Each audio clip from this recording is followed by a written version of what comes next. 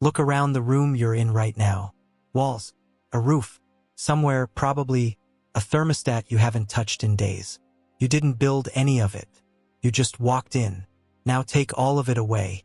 It's 20,000 years ago. You're standing on open ground that stretches to the horizon in every direction. Not one tree. The wind is coming straight off a wall of ice the size of a continent, and it's cold enough to kill you in under an hour if you're not covered. You need a house. Tonight.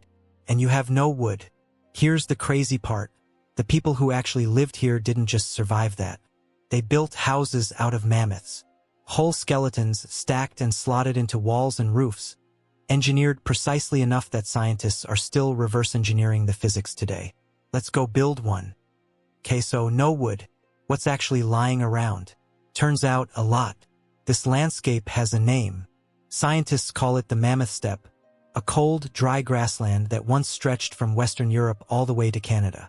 And it did exactly what the name suggests. It supported enormous herds of woolly mammoths for tens of thousands of years, which means over that time a lot of them died. Naturally. Old age, disease, getting stuck in a frozen river crossing. Their bones didn't rot away like wood would. They just sat there, some for decades, some for centuries, preserved by the cold.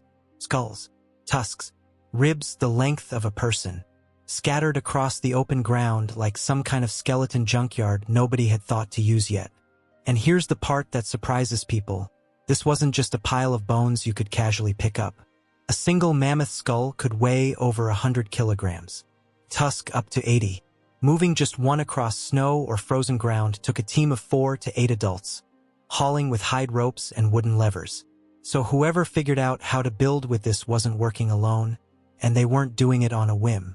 This took planning, coordination, probably an entire winter's worth of arguing about whose job it was to drag the next skull into place. So someone, at some point, looked at this frozen graveyard of bone and thought, I can live inside that. Sounds impossible. It wasn't.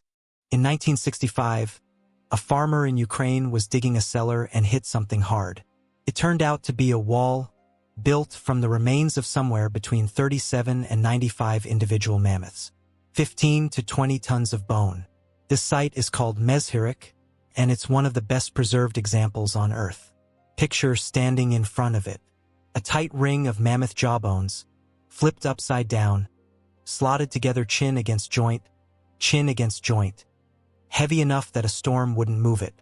Rising above that ring, 36 curving tusks, angled so their natural arch meets at one point overhead, like the ribs of a dome.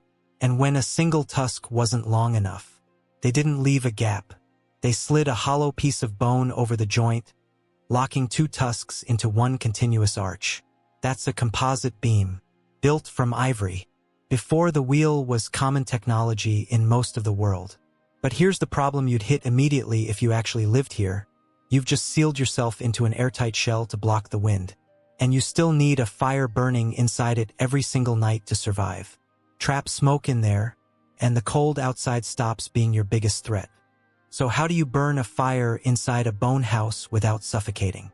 The builders positioned the hearth so rising heat pulled fresh air in low, near the base, and pushed smoke straight up through an opening at the roof's peak.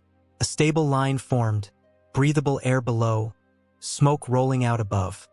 One that never got crossed. Every remaining gap between the bones got packed with wet loess and clay. No drafts. None. And around the hearth itself, limestone blocks. Stone that soaked up the fire's heat all evening and kept radiating warmth into the sleeping areas long after the flames died down. Stand inside one of these at night and it wouldn't feel primitive at all. Warm air pooling at floor level. Firelight flickering across a ceiling made of tusks. The wind outside completely silent behind a wall of bone and mud. That's not a shelter thrown together in a panic. That's a building. Here's the crazy part, though. This wasn't even the only way people solved this problem. Some groups looked at the exact same impossible winter and built something completely different. Not everywhere had mammoths scattered across it in these numbers. So in Siberia, near Lake Baikal, people took a totally different approach. They went down instead of up. Why dig a hole to survive a blizzard? Because the ground itself is insulation. Sink your floor half a meter below the surface, and the earth blocks the wind for free. At a site called Malta, people dug basins into frozen soil, lined the low walls with limestone slabs, and roofed the whole thing with a woven crown of shed reindeer antlers, packed over with turf. One of these houses had a child buried beneath its floor, surrounded by carved ivory and red ochre. Someone's home, someone's grave, both at once. Meanwhile, in Western Europe, different problem again. No mammoth herds, no easy digging, but cliffs riddled with natural overhangs, dry and sun-facing. Nature had already done half the work, so people just finished the job. At a site called Abri Pataud, inhabitants hung massive curtains of stitched hide across the entire mouth of a rock shelter, lashed to timber posts wedged floor to ceiling. Behind that curtain, smaller tents around stone-lined hearths. And the rock wall itself acted like a stone battery, soaking up heat all day, releasing it back all night. 3 completely different climates. 3 completely different materials. Same problem solved 3 separate ways, which raises an uncomfortable question. If bone, earth, and rock all worked, were all the mammoth bone rings actually houses at all? Not far from Mezhyrich, at a site called Kostenki 11, archaeologists found a bone ring 12.5 meters across, over 6 times larger, built from more than 60 mammoths. It has no entrance anywhere. So was this a house too? Some archaeologists don't think so.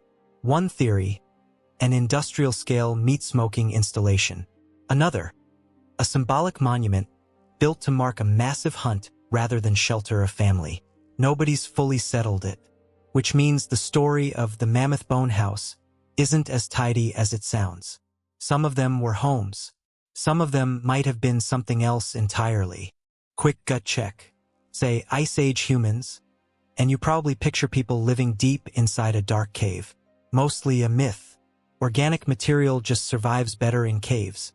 So that's where archaeologists found more evidence. Real Ice Age life happened in bright entrances, open-air huts, sunlit rock shelters, not black tunnels underground. And if you pictured an igloo, also a myth. Snowblock shelters are an Arctic North American invention. Thousands of years later, thousands of miles away. Out here, with a fire burning inside every single night, snow just isn't stable enough to build with. Go back to that thermostat you haven't touched in days. 20,000 years ago, someone stood on frozen, treeless ground with nothing but the bones of an animal 10 times their size, and built exactly what that thermostat represents: warmth, on command, against a winter that wanted them dead. No wood, no blueprints, no second chances if they got it wrong. That's the part worth sitting with. Not that they survived, that they engineered their way through it. If you had to bet your life on one of these tonight, the bone house, the pit, or the cliff, which one are you picking? Tell me in the comments, and subscribe if you want to keep going back in time with me.